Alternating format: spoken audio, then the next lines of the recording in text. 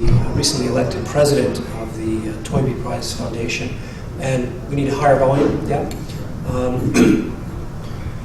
Dominic is the recently elected president of the Toynbee Prize Foundation, and he broke his kneecap a couple weeks ago riding a bicycle, which turns out to be good for the environment, but not always good for your health. On a happier note, Dominic's wife is set to give birth to their second child, in fact due any day now, so it wasn't really the right time for him to travel. But I know that he is here in spirit, along with our new executive director, Timothy Noonan, our secretary and treasurer, Andrew Cohn, and our outgoing and very much appreciated President Raymond Grew and Vice President Bruce Majlis, who share with me genuine enthusiasm for this year's recipient, as well as for the future direction of the foundation itself. For those of you who are not familiar with our organization, I'm just going to say a few words about what Toynbee does before presenting this year's prize. The Toynbee Prize Foundation was chartered to contribute to the development of the social sciences as defined from a broad historical view of human society and of human and social problems. That has meant slightly different things at different times, but what it has always entailed is a commitment to global history and related forms of comparative, transnational, or transtemporal history, big history. And that is the one thing, and I think in some ways the only vestigial connection to the foundation's namesake, Arnold Toynbee, so don't be scared off by the name. The Toynbee Prize is very much committed to furthering cutting-edge global intellectual inquiry at the height of the times.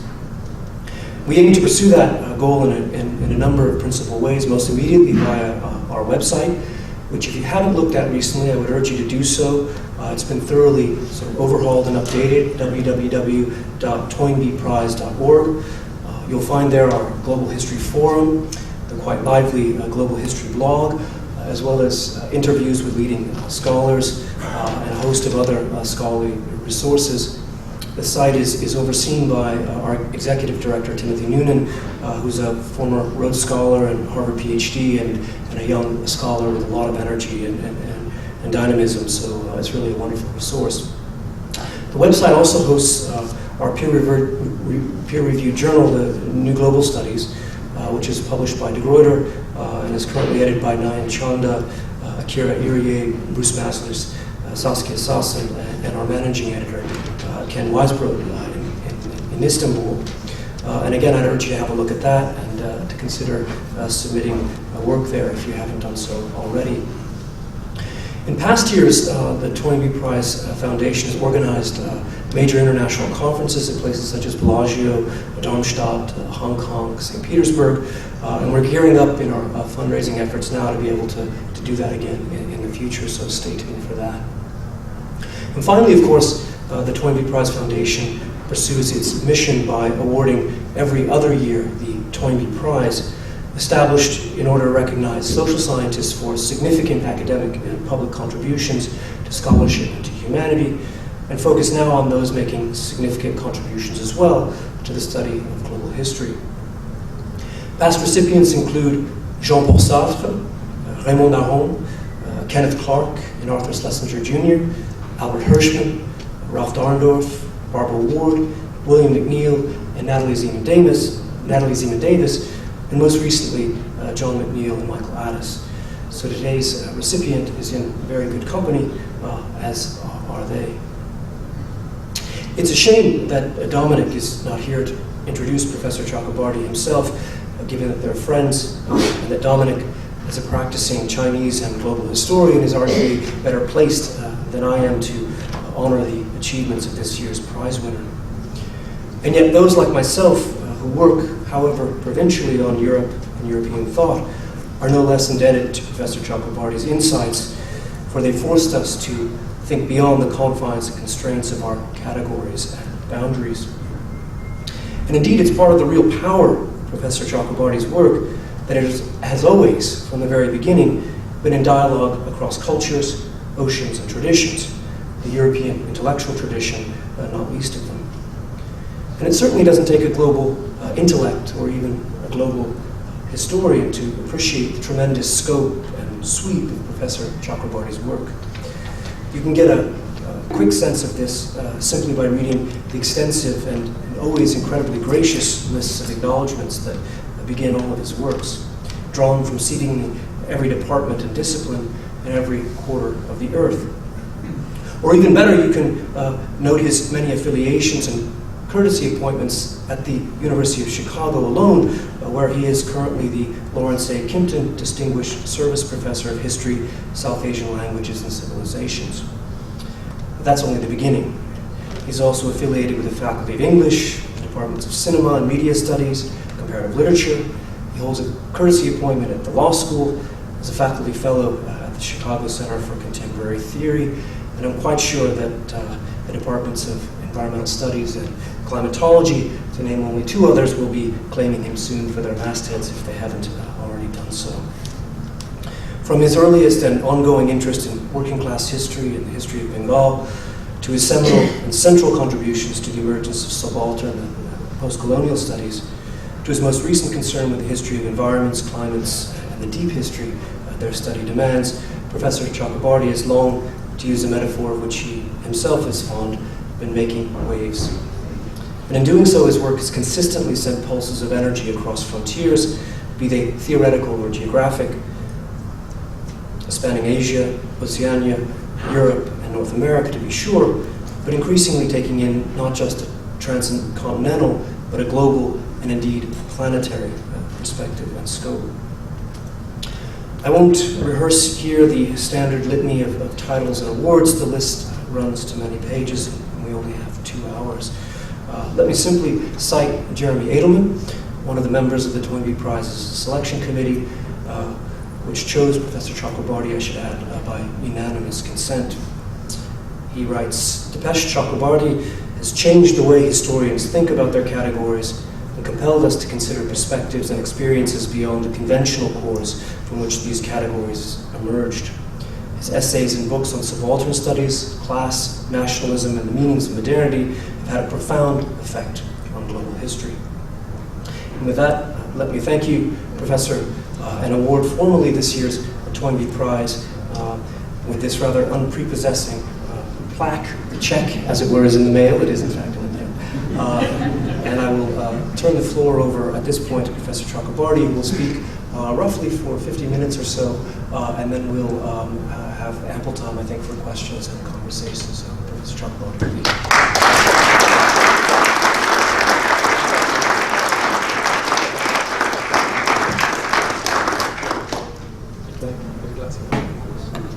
Thanks. Sure.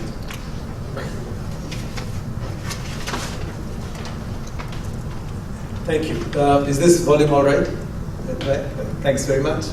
Thanks, Darrin, for that introduction. Very kind and generous.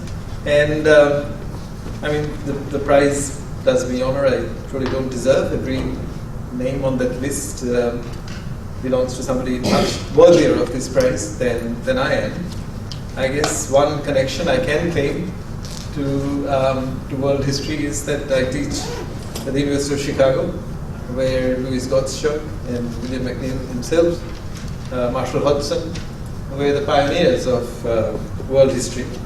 And I think there's I hope there's some small and pleasant irony in my being here today, in the fact that when William McNeill retired in 1987, he thought world history had ended at the University of Chicago. In his memoirs, he says, when I retired in 1987, he said that world history disappeared from the University of Chicago and regarded this as his greatest professional failure. The department actually organized a farewell for him on retirement, but he said the whole experience for him was marred by the fact that my colleague, soon to retire, Michael Guy, had been appointed to succeed him, whom he saw as a German historian of Germany, but who actually went on to make excellent contributions to questions of world history. And of course, it flourishes in the hands of colleagues like Ken Pomeranz and Frederick Johnson and many others. And in some ways, I guess, it's really my conversations with them and other colleagues that gives me something to world history, because as you know, I don't really come out of the tradition of doing world history in the way that William McNeill did it. But what I want to talk about today is really the connection between emerging questions in what's been called big history or deep history, and the kind of traditions that I come from, which really are traditions that world historians normally didn't engage with. And by sort of juxtaposing these two traditions, what I want to do in this talk is partly also talk about my own relationship at this juncture to what's emerging as big history and deep history, since I've joined the fray by writing about climate change and the implications of the science of climate change for historical thinking.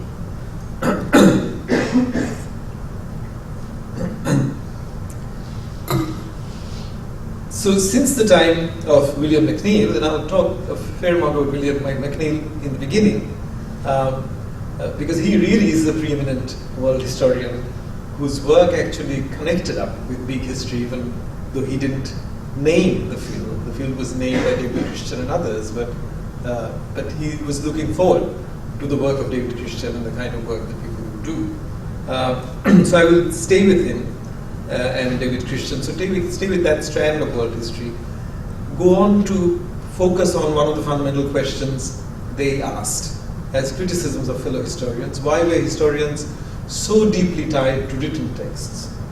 And why were historians not willing to stray beyond written texts and go on to other kinds of historical records, from archaeology, from art history, from those sorts of things? Having posed that question, what I'll do in the middle section of the talk is actually show that question, that particular criticism had been made before, and the question had been asked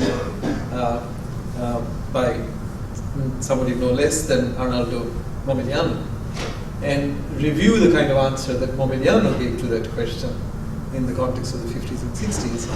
And then through that, I hope to be able to establish what might be seen as a relationship between big history and deep history, and the kind of historiography, subaltern studies, history from below, that I was originally trained in.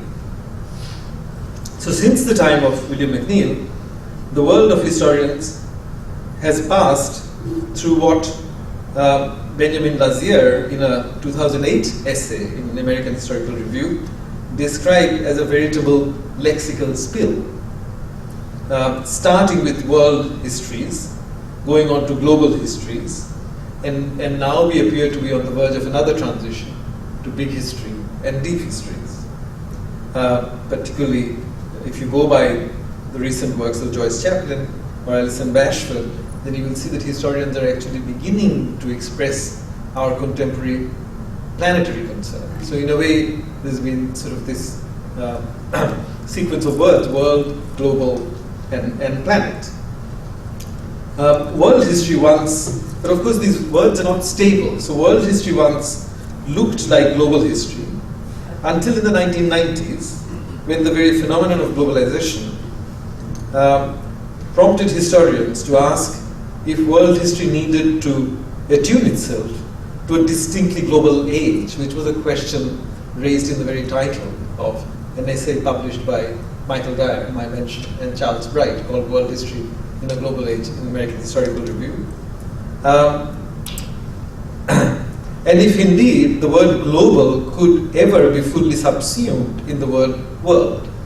And Bruce Muslish actually wrote a seminal article in 1991 where he was beginning to show how you could not take the word world and the word globe as synonyms, and the way in which they were diverging away from each other. Similarly, while many globalization analysts, not just historians, use the word globe, the words globe and planet to mean the same entity, insofar as human histories were concerned, the literature on global warming already begins to create a difference and a distance between the two words. The words global, a very human-centered term in historians' use, and the word planetary will, I suspect, somewhat veer away from each other the more we decenter humans in our historical schemes or schemas.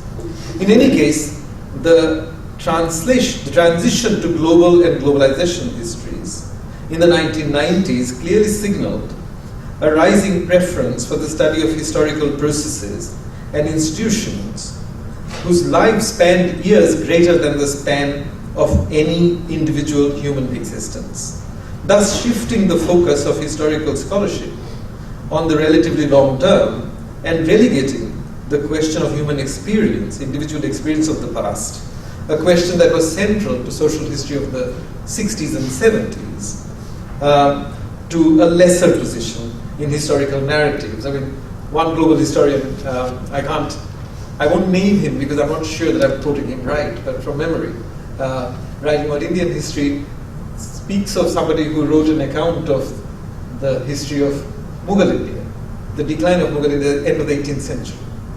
And when he lived, and he died before the century ran out, and the historian says, with a historian's flourish, if only he had lived another 30 years. And the fact is that we don't live those 30 years. And those 30 years are the 30 years that historians come along and are able to see. So in some respects, what are we talking about is the relationship between historical experience and historical explanation. So quite logically, perhaps, and with the looming environmental problems of planetary proportions, we are now faced with the question of yet another transition to histories written in truly expanded forms, big and deep histories, two new forms of history writing that seek to tell the human story by beginning, respectively, either with the beginning of the universe, the Big Bang, or with the story of the human evolution, in particular, the history of the human brain. And as I said, I myself have come into this game by writing about climate change.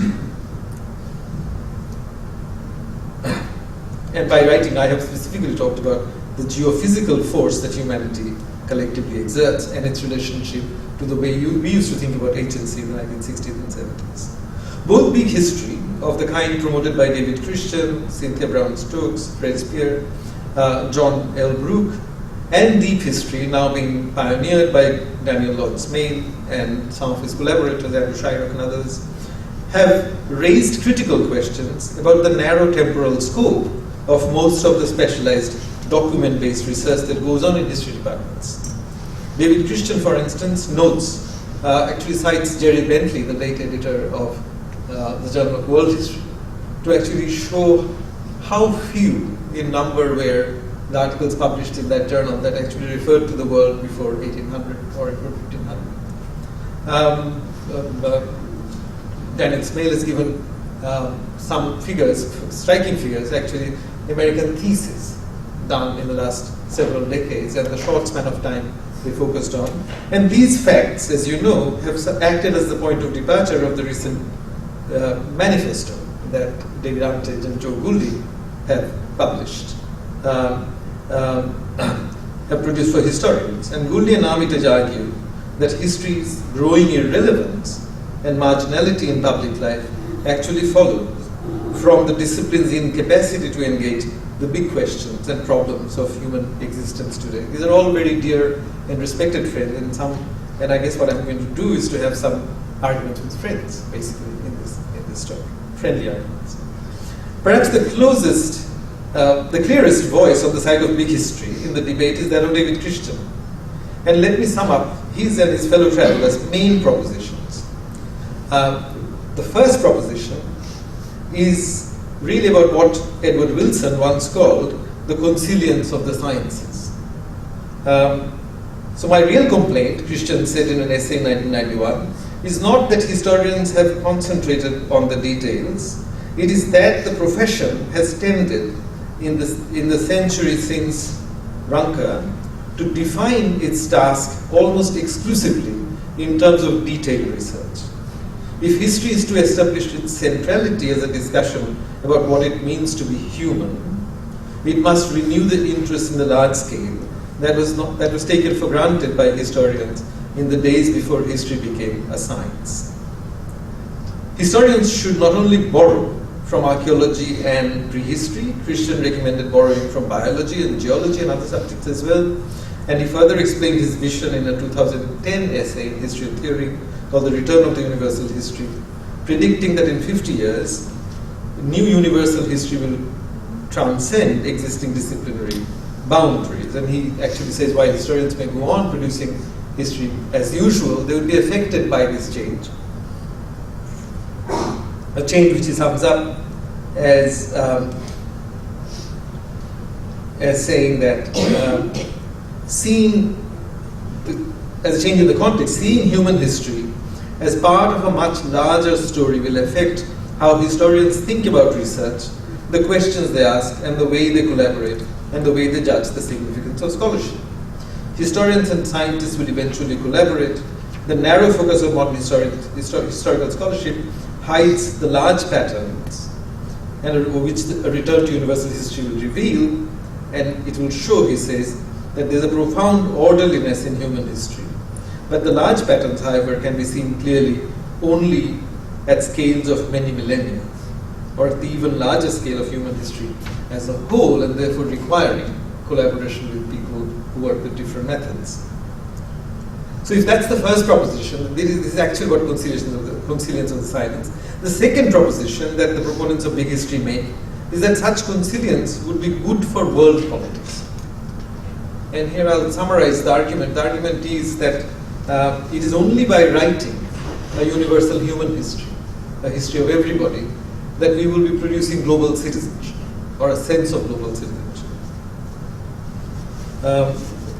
Which David Christian writes, that just in the same way that religious histories produce religious affiliations, nationalist histories produce nationalist affiliations, these big histories will produce universalist affiliations amongst us, and which is something obviously I think is needed. If we had to name from among world historians a patron saint for the move towards the broad field of big history, it would have to be William H. McNeill.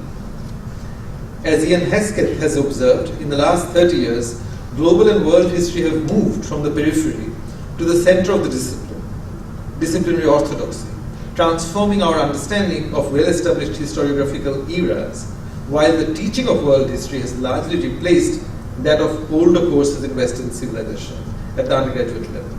Perhaps it should not be surprising that many of those world historians, and actually to he name are not only father and son, but also awardees of this prize, it should not be surprising that many of these world historians who are interested in universal forms of history, like William H. McNeill and J.R. McNeill, are some of the most outspoken proponents of prehistory. David Christian directly cites William McNeill's presidential address to the AHA, published in 1986, as a source of inspiration. McNeill had written, "Instead of enhancing conflicts, as parochial historiography inevitably does, an intelligible world history might be expected to diminish the lethality of group encounters by cultivating a sense of individual identification with the triumphs and tribulations of humanity as a whole.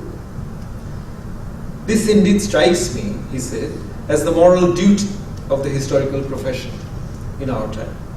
We need to develop an ecumenical history with plenty of room for human diversity in all its complexity." And actually, the speech was even more interesting because he acknowledged, like Wilson does, that human beings might be hardwired to be attuned to small groups, to be attuned to smaller identities. But even so, he thought that the way we can fight this hardwiring is by producing this other history, which hopefully will produce other kinds of attachments. So, yet in a world where he granted that human beings had this tendency, but in a world where all human beings benefited from global exchange and economic specialization, how firm adhesion to primary communities could be reconciled with participation in global processes became a question of critical importance to human history, to human futures. And it was in this context that McNeill argued world historians or big historians have a role to play by constructing, I'm quoting, a perspicacious and accurate world history. Historians can play a modest but useful part in facilitating a tolerable future for humanity as a whole and for all its different parts, inasmuch as a clear and vivid sense of the whole human past can help to soften future conflicts by making clear what we all share. So these are the two big propositions that propel the history forward. One is that because the sciences, many of the sciences from the 1950s have become historical, in other words, because in many fields like in geology or biology, people don't necessarily go and study nature for unchanging general laws, but they actually study nature and geology as objects of large-scale history. So the argument is that there is possibility for a general turn towards historicizing both large-scale phenomena and small-scale phenomena. And therefore, history could be part of this general term in the history of knowledge. And therefore, the first proposition about bringing science and history and humanities together in understanding human beings. And the second proposition is that not only is it needed intellectually, it's also politically good, that it will produce the global citizen.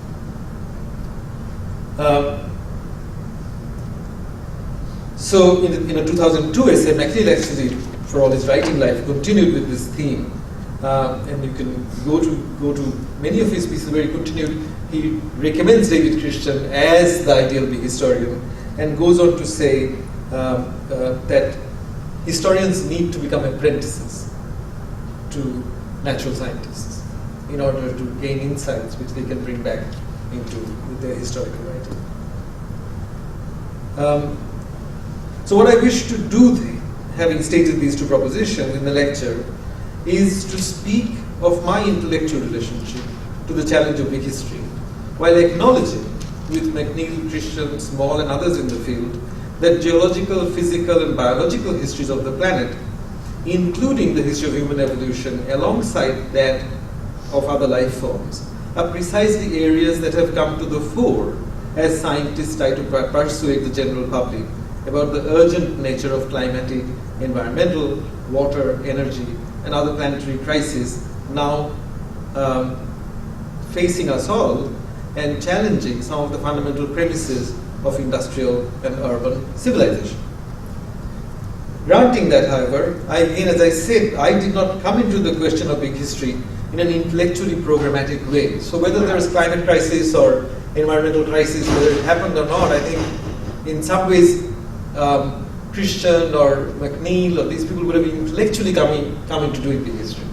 Whereas in my case, I often think of it as of myself as someone who came out of the historiographical tradition that big history would usually find problematic. The tradition started by U.P. Thompson and other social historians of the 60s and 70s who went to the field of the archives in order to engage in critical discussions about the historical experience of marginalized groups, peasants, workers, women, indigenous peoples, in Indian case the Dalits, the formerly untouchable people, groups that felt inadequately represented in or by mainstream academic history and its methods.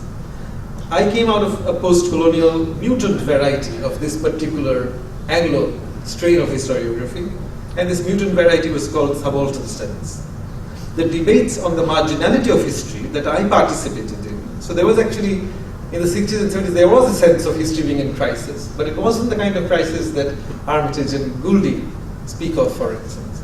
The crisis was seen more in terms of at least some people claiming that academic history was not able to do justice to the memories and historical experiences of groups left out in representations of academic history. And in some ways, what I'm talking about is really the connection between that crisis of history and today's crisis of history and the way one might try to bring those two things together.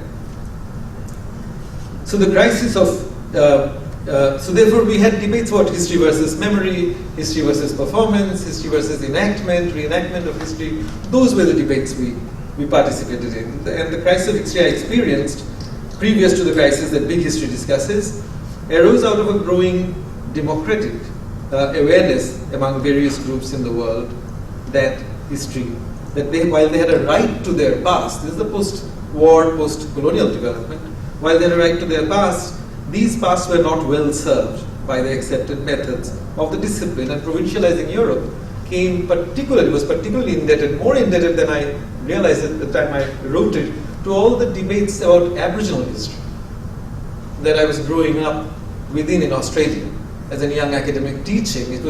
I began to teach at the University of Melbourne in 1985. In 1986, I think Melbourne was one of the first universities to formally introduce a course on Aboriginal history. And all kinds of questions came up, whether you could teach a document in the classroom if it hurt those people. Students were saying, we don't want to read about that massacre because it still hurts us. All kinds of interesting methodological problems came up, which actually informed what I was writing in Provincializing Europe. So my relationship to big history was that I fell into it. I wouldn't have come into it through an intellectual program. So I fell into it, I said, through a Benjaminian path. That is to say, the big historical questions came to me as questions of the past that flash up in a moment of danger or emergency. It was the scientist's talk of the probability, not just the possibility, but the probability of a dangerous climate change for us all that drew me to questions of big history. And that ultimately leads me, at least for now, to moves that I think are somewhat different from those made by David Christian and others, even while I appreciate the value and appeal of their work. My relationship to big history thus is formed through a crisis-ridden sense of the present. In particular, the prospect of humans having to negotiate what scientists, not humanists, call dangerous or see as dangerous about climate change. I sometimes explain my relationship, or this relationship, by drawing an analogy with how, to explain how crisis can open up a huge sense of the past for you. I often draw an analogy with how my sense of my own past suddenly expanded when I was diagnosed a few years ago to be diabetic. I went to the doctor with a historian's view of my own past. I had an autobiography, I had a biography that I could place in certain social and historical contexts.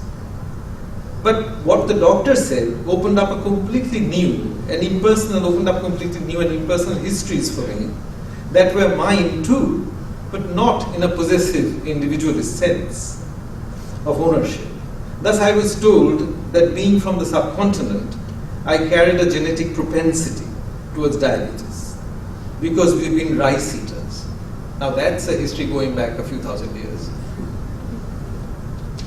I practice a sedentary lifestyle. Well, that's at least a matter of a few hundred years, because not only am I an academic, I was born in a Brahmin family. And that human muscles' capacity for retaining sugar was still related to the fact of human beings having been hunters and gatherers for the most part of their history. Now that's evolution for you. So now when I go on the treadmill for my walk, I'm kind of repeating the hunter-gatherer's history to some degree to keep my sugar under control. But I sometimes use that to show that having a crisis can actually open up. So instead of writing history on an expanded form that big historians do, I often think of placing history on an expanded canvas, not necessarily writing it in an expanded form. So if that makes sense. So what I will do in the second part of the talk, as I said to you, again to think through this relationship of coming into big history programmatically and falling into big history unprogrammatically, being kind of caught unawares by big history because there's a looming sense of crisis. As I said, you could have an argument where you can come into big history without a sense of crisis or no crisis. If scientists had said climate was changing but it wasn't dangerous, I wouldn't have bothered. Because I never bothered about the history of climate. I would have gone on writing histories of justice. But it's really the question of danger that I'll come back to, which actually for me was a question of falling into it rather than coming into it programmatically. So what I would like to do to think through this relationship of falling into this history and what it means for the tradition from which I come, I will revisit the fundamental question, but through this older debate. Why are historians so wedded written text. And the reason I do this, the reason I go back to Momigliano is because there's a very interesting and fortuitous connection between Momigliano and William McNeill, which is in the way they both read Herodotus and Thucydides and used the names of Herodotus and Thucydides to talk about two different traditions of history writing. And they both thought that Herodotus was the right model to follow, that he was the real precursor of big history, while Thucydides really wrote political histories. And since fortuitously there's that connection, I'll just now go into Momigliano with your permission in the middle section of this talk to revisit that question. Why are historians so wedded to written texts? And Momigliano's answer to that question. So throughout my life, wrote Momigliano in one of the 1961-62 Seder lectures that he gave at Berkeley, that was published posthumously under the title The Rise of Antiquarian Research. And he writes, throughout my life, he writes, I have been fascinated by a type of man so near to my profession, so transparently sincere in his vocation, so understandable in his enthusiasm, yet so mysterious in his ultimate aim, the type of man who is interested in historical facts without being interested in history. The name that Momigliano used for this type of man was the antiquarian. Momigliano's opening statement about his lifelong interest in antiquarian research in 61-62 that he made was no exaggeration. As early as 1950, he had published an essay entitled Ancient History and the Antiquarian in the Journal of the Warburg and Courtauld Institute, and Professor Riccardo Di Donato, the curator of the Momigliano archives in Pisa, has excavated notes that somewhat predate even the 1950 essay. In spite of his lifelong interest in antiquarian research, however, Momigliano was not a historian as such of antiquarian practices. His real interest was actually understanding what antiquarianism does to history as a discipline. And scholars have since pointed out that he produced an argument which is schematic, it's probably not always true to the actual history of antiquarian arguments, but his argument was that it was only historians who borrowed from antiquarians' practices. It was only those historians who were able to establish history as knowledge and not just as a political chronicle. In the essay, The Rise of Antiquarian Research, an Ancient History and then the Antiquarian, Momigliano asked a question similar to one asked by big history proponents today, except that he posed it with regard to ancient history. Why was there a reluctance on the part of historians to use non-literary, non-textual sources? And he traced it back to an ancient opposition between what he called erudite research and history. There is confirmation for my thesis, he said in his Seder lectures, that the rise of erudite research coincided with the creation of political thought by Thucydides. Scholarly books, so he's actually saying that the erudite research, the antiquarianism, goes back to Thucydides' own time. Scholarly books on local history, religious ceremonies, proper names, and other monuments of historical interest were written for the first time in the last 30 years of the 5th century BC. Ethnography and genealogy existed as sciences before Thucydides and conditioned the work of Herodotus and became part of his Historia. But as Thucydides restricted history to political events, ethnography and genealogy became part of the tradition of erudite scholarship.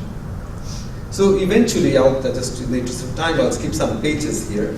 So he would eventually go on to argue that it's because what the erudite scholars did, collect facts on religion, collect facts on law, particularly look at domains of human life which could not be understood simply chronologically, but needed systematic thinking across time. It was precisely historians borrowing the art of systematic thinking that eventually made history into a dependable form of knowledge. And this, in other words, so long as historians stuck to the Thucydidean tradition, his argument was, they were open to 17th century's Pyrrhonist skepticism about chronologies. And it's only when historians were able to marry chronology with systemic thinking, and he mentions Gibbon, he goes on to speak about Voltaire, that then you begin to find the solid establishment of grounds for history becoming knowledge. Let me just again.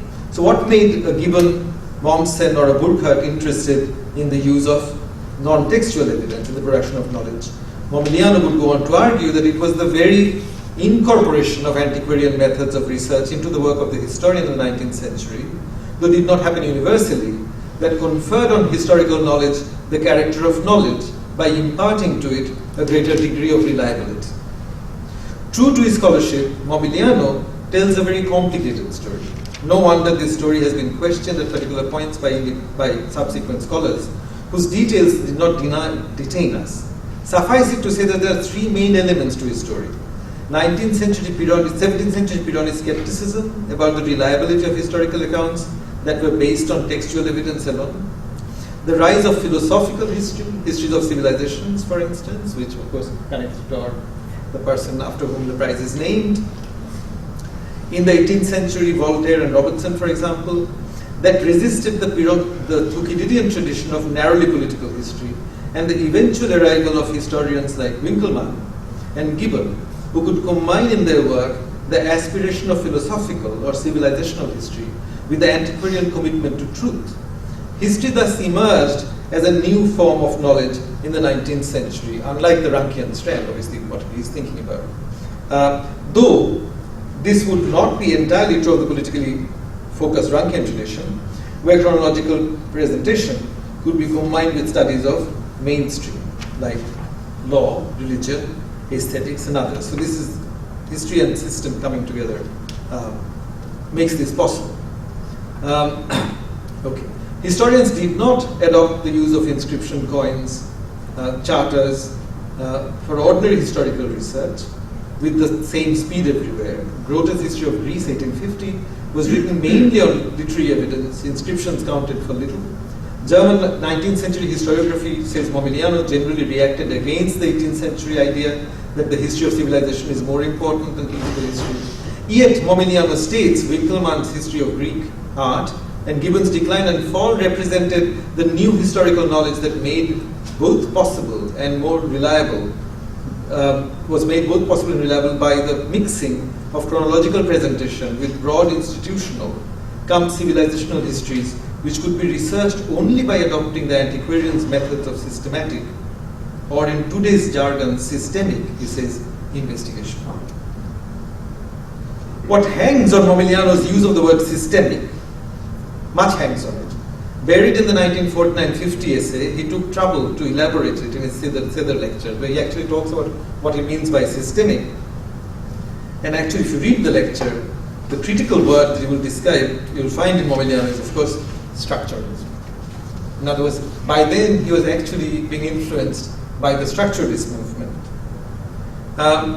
which is an interesting coincidence because it so happened that in the same year that Momigliano published his essay, Ancient History and the Antiquarian, Fernand Braudel gave his inaugural lecture at the College de France under the title The Situation of History in 1950. Reading Momigliano and Braudel together today allows you to see the emergence of a particular European consensus on the question of what history needed to be like if it were to claim the status of reliable knowledge.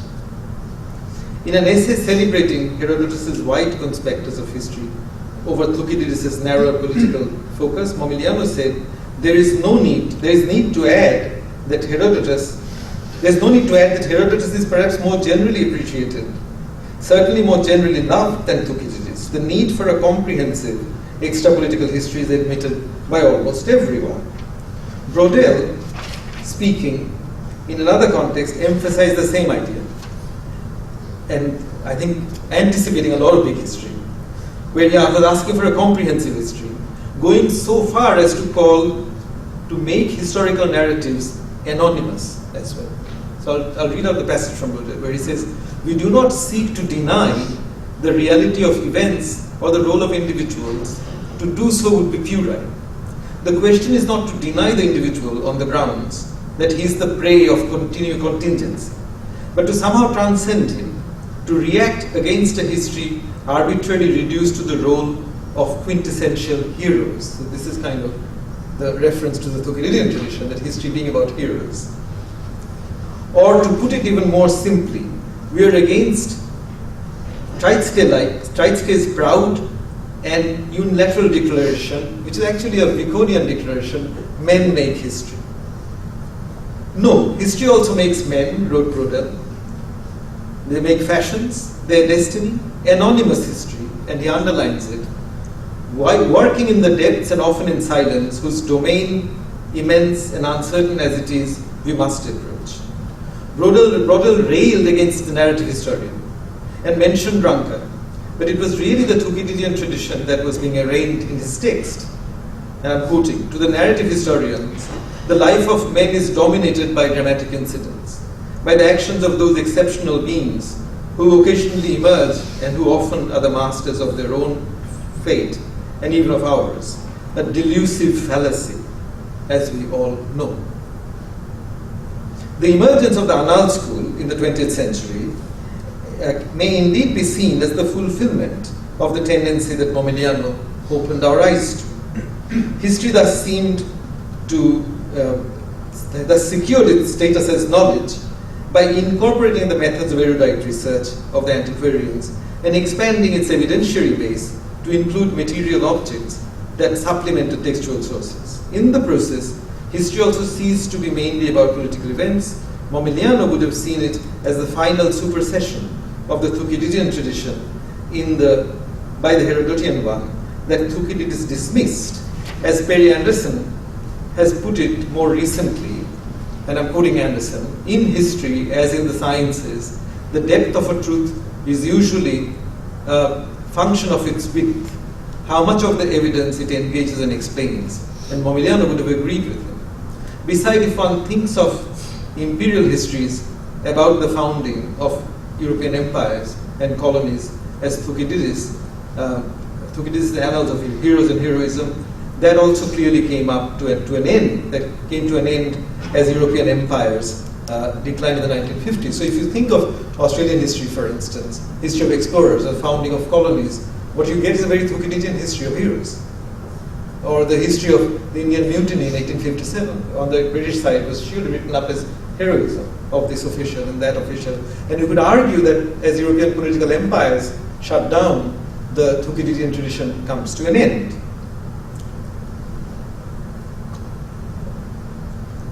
But this is not where the story ended for history.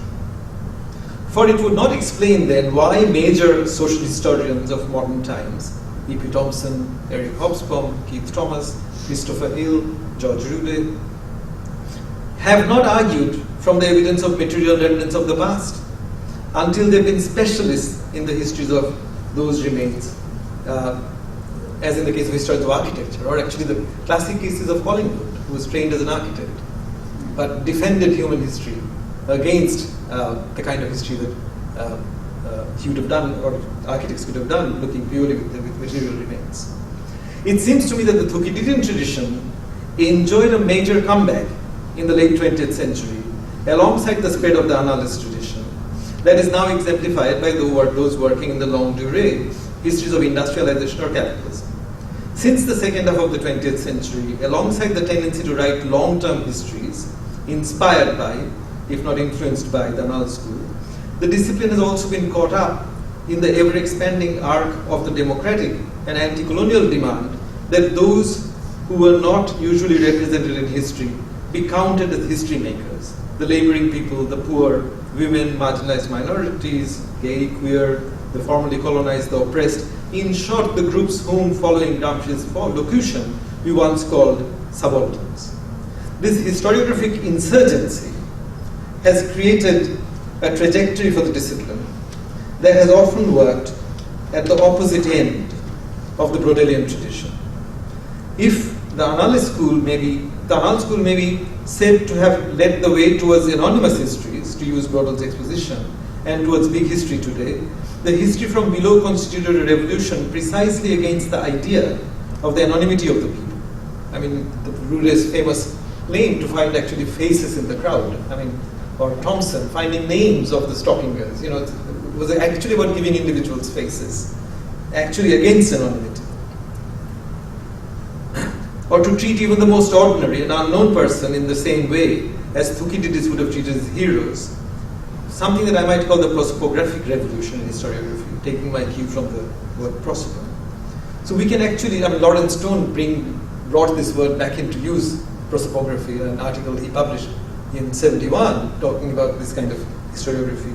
And this revolution is what I think gave the Thucydidean tradition a second wind. An urge towards ever more democratic forms of life, now dispersed all over the globe. Of course, there were no battle-hardened heroes constituting the protagonists of the new political narratives. But this prosopographic history was bent on the political, to make the peasant the subject of his history, the woman of the subject of her history, was a stated mission. And the name of the democratic version of the democratic heroism was called agency. So if you actually think of the popularity of the word agency, what I would suggest to you is that the agent is actually the figure of the hero, but democratized. You know, in other words, the agency is about the heroism of the ordinary person. And therefore, I'm saying that in spite of what the argument that Momigliano was making, the Thucydidean history came back through precisely claiming heroism for the ordinary person in the making of history. And this is something that I guess Momigliano would not have seen,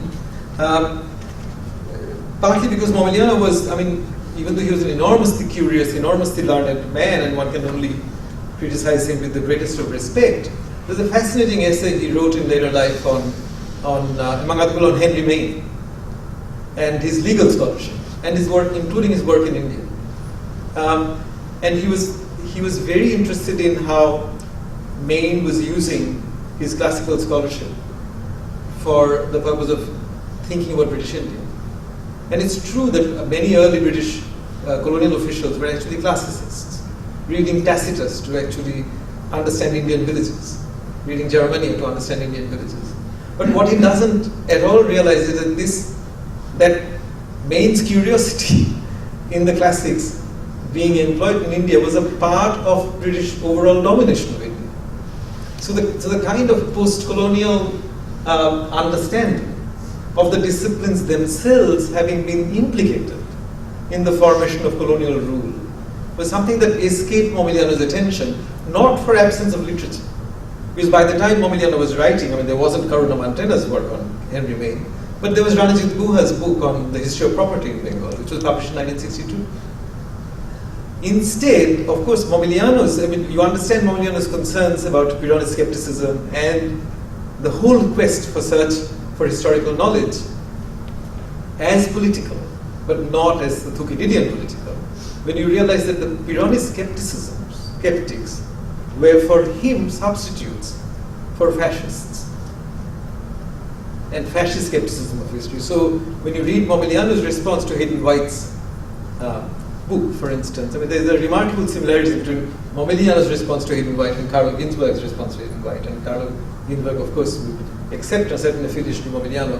What is at the center of that response, the negative response, is the history of and their experience of fascism. I mean, Carlo Ginzburg's case, his parents, and Momigliano's case, his own self. And that, interestingly, that European politics and pushing Momigliano towards founding history on solid established grounds makes him blind to this other form of politics that informs democracies everywhere, sometimes as a major influence, as in India, where democracy is now characterized by the disorder that we call democracy in India or South Africa, but sometimes as minor but very important movements, absolutely critical to the nation, like Aboriginal history, and the kind of debates about methods that it gave rise to. It didn't give any assurance that history would become knowledge. Instead, people like Ernesto Laclau, recently the deceased, Chantal Mouffe, they were all trying to understand democracy itself as formed through conflicts and agonism. And in some ways, what I'm trying to say is that this other debate about history, about this other discontent, about historical knowledge and the politics of historical knowledge, as well as the move towards claiming the knowledge status for history, is something that is forgotten, I think, as far as I understand it. For instance, in David and Joe's argument that history's growing marginality comes because history can't participate in the big debates about the future. But I'm suggesting that the discipline felt threatened in the 70s, 80s by this upsurge of what I'm calling the Thucydidean history, but from below. So, having said that, let me just conclude by making 3 rather dot points, sort of quick, bold points about big history there.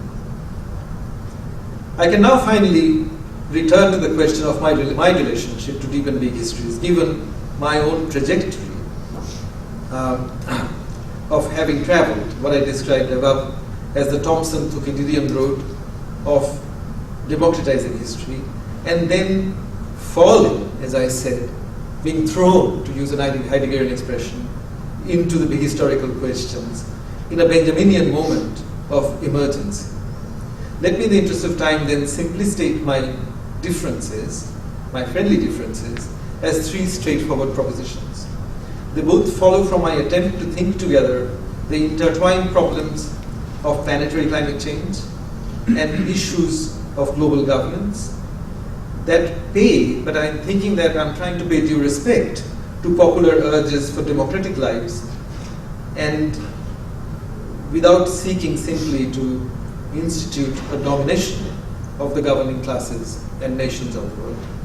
So my first proposition is this.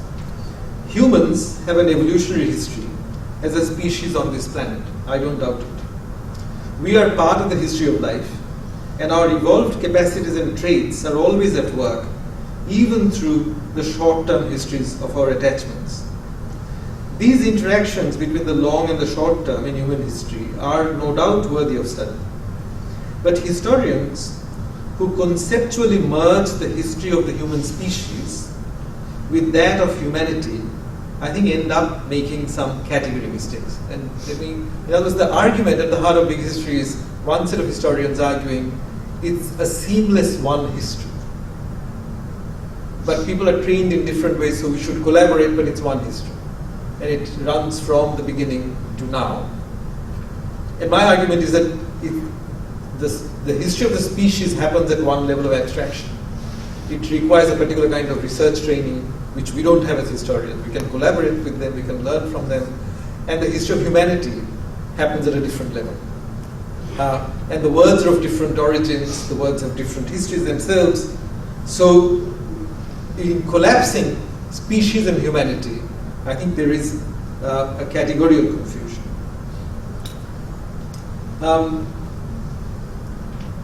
Species and humanity are different kinds of abstractions and are of different historical vintage.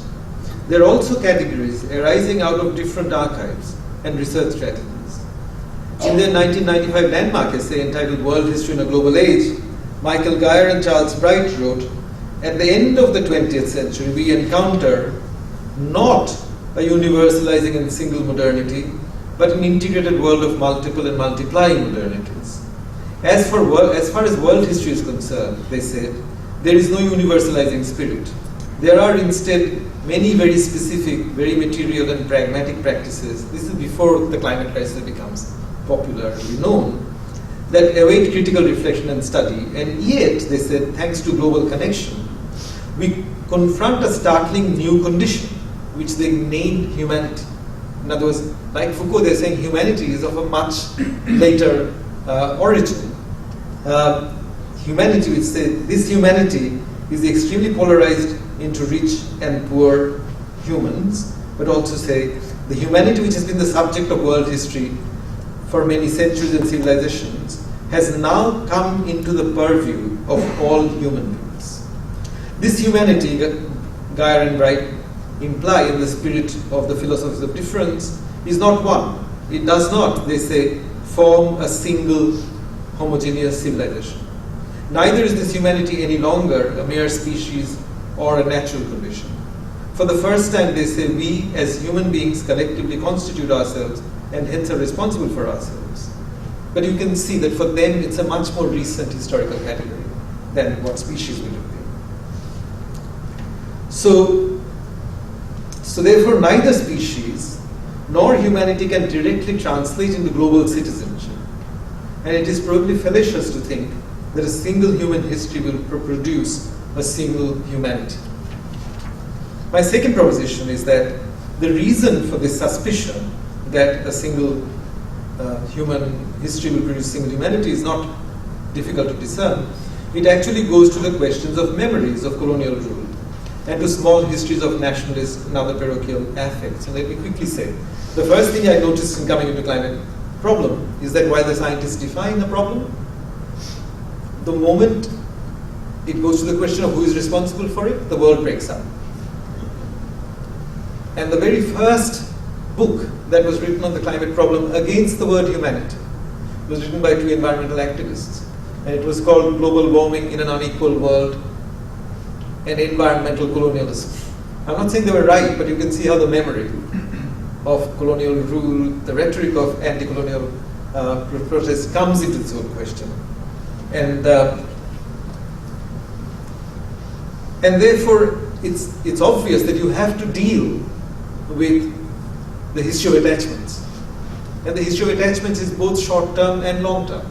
I mean, that's where the Hobson and Range are invented traditions. The question of why do some invented traditions really feel true or hot or kind of hallowed or deep? All those questions will have to be dealt with. My colleague David Archer, the geophysicist, wrote a very interesting book called The Long Thaw, explaining climate problem. And on page 2, he confronts, as a scientist, he confronts the problem that he says the climate has already been changed for 100,000 years. But the bad things are going to happen from 2100, or so he assumes. And then he faces the problem, why would people care if it's not immediate? So as a scientist, he immediately realizes that this is something that you face, the history of attachments. And therefore then he says, he doesn't address humanity as a whole, he addresses his own construction of a particular kind of Western humanity, and he says, how would you feel if the ancient Greeks had found cheap oil and lived it up so well that we were paying the price of it? Now, why ancient Greeks? Obviously, he's speaking to people who affiliate with, identify with some idea of Western civilization. There is actually a very interesting young environmental historian, Iftikhar Iqbal, at the University of Dhaka in Bangladesh, and who has an article just forthcoming in Journal of Asian Studies, which raises a problem that many people are now discussing, that in all the arrangements for cooperation, environmental cooperation that China, India, Bangladesh, and Myanmar have set up, they've set up 2 or 3 committees, all those committees keep the rivers out of their purview. Even though the rivers are going to be critical. Why? Because Iqbal says rivers are part of national developmental aspirations. And it's really national developmental aspirations. The Himalayan glaciers actually supply 7 river systems from Pakistan to Vietnam. It follows logically that there should be a regional body at least to regulate the distribution of that water. It will probably happen, but the crisis will have to get deeper. In the meanwhile, there are national aspirations towards development, towards capitalism, towards becoming like America, towards consumerism, all of those things. So in some ways, you can produce that history, but you still have to deal with the short term. You still have to deal with anti-colonial memories, the wonders of capitalism, the critiques of all of those things that have happened. And so therefore my second proposition is that suspicion of the category humanity goes back to short-term history, which you can't understand without the Thucydidean, Thomsonian question of human experience, how people experience the West. So my point is simple then, that the smaller scale histories of nationalist attachments are not simply overridden just because we are faced with regional or planetary crisis. The sense of crisis has to be routed through these smaller histories. In search of very difficult solutions. You reduce it. And my last proposition, finally, this is what I have to say, that while there is much to learn from the physical and biological sciences, I have to agree with my friend and colleague, Julia Edney Thomas. This is her recent articulation of the relationship between the natural sciences and history in the context of climate change. So let me give my final or semi-final word to this colleague. And Thomas writes, dynamic engagement between historians and biologists reveals multiple, often incommensurable truths, rather than a single answer. History speaks to the issue of the Anthropocene, not as a subset of biology, but through critical engagement with it. Historians come to grips with the Anthropocene. Historians coming to grips with the Anthropocene cannot rely on our scientific colleagues to define the endangered human for us. For she writes, endangerment is never a simple scientific fact. It is a question of both scale and value. Endangerment always contains the question of what's at stake in it for you. So what do you value? It is ultimately then, for humanists, a Benjaminian question of the relationship between our historical experiences and our very contingent historical sense of there being an emergency. Which is why I still say that, David Christian began his essay in 2010, The Return of Universal History, saying that while he was proposing universal history, Collingwood was somewhat there, tut-tutting behind the wainscot. And well, whether he was there or not, I don't think it's yet time to dismiss Collingwood with a flourish. Thank you very much.